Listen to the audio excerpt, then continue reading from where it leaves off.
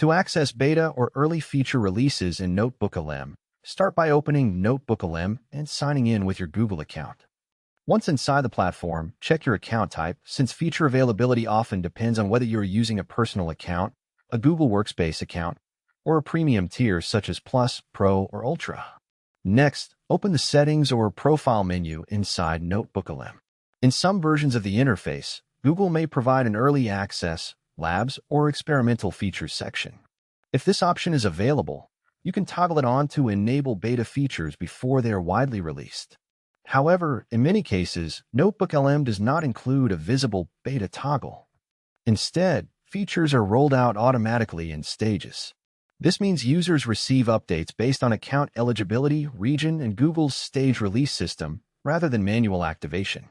Because of this, keeping NotebookLM updated is important. Since it is a web-based tool, updates are usually applied automatically, and new features may appear the next time you reload or reopen your notebook.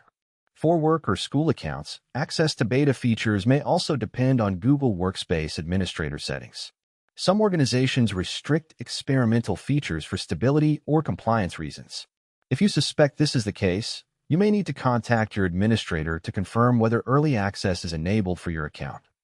In addition, Google often introduces new NotebookLM features gradually across different users. This means you might see tools such as updated Studio Panel features, new generation formats, or enhanced model capabilities appear without any manual setup required. To stay updated, simply refresh your notebooks periodically and check the Studio Panel or chat interface for newly added tools and options. And that's how you access NotebookLM beta feature releases. Check for experimental settings if available, but most features are rolled out automatically based on your account and update schedule.